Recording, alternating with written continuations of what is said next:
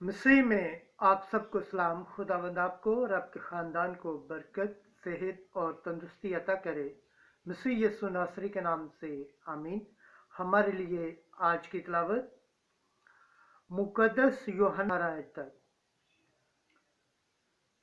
बशर्त के हम एक दूसरे से मोहब्बत रखें तो खुदा हम में रहेगा। खुदा बाप, बेटे और रूह कुद्दस के नाम से आमीन।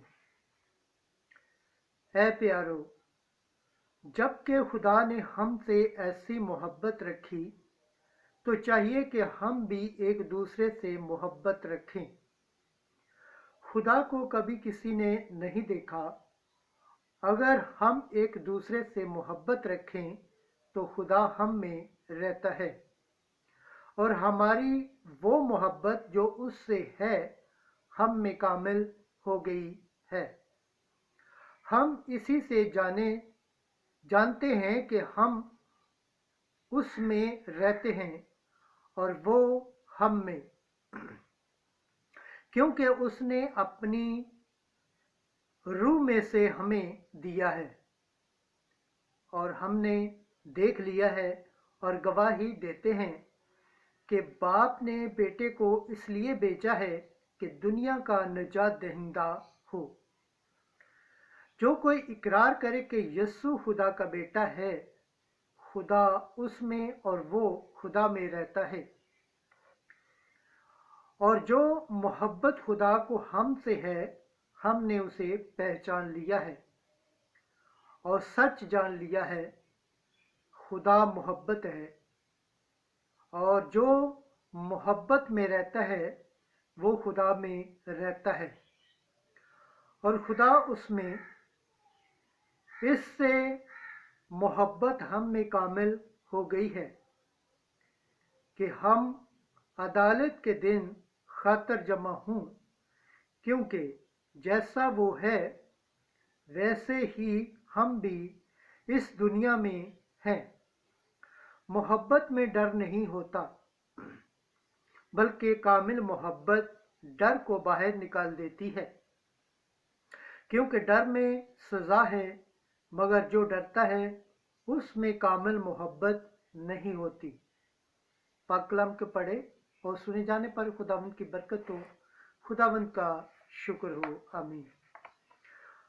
आज कल ज़बूर पढ़ा जाएगा। ज़बूर 71 पहली आयत से दूसरी, 10 से 12 और 13वीं आयत तक।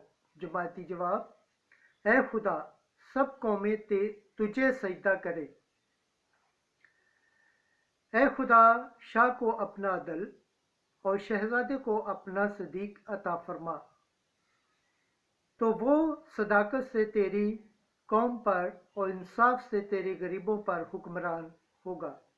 जमाती जवाब: ऐ खुदा, सब कौमें तुझे सजदा करेंगी।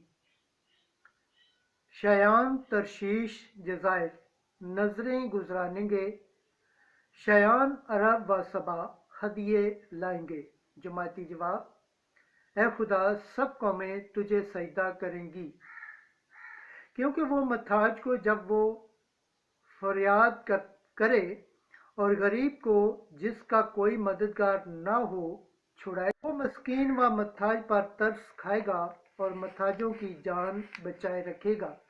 जमाती जवाब: ऐ खुदा, सब कौमें तुझे सजदा करेंगी।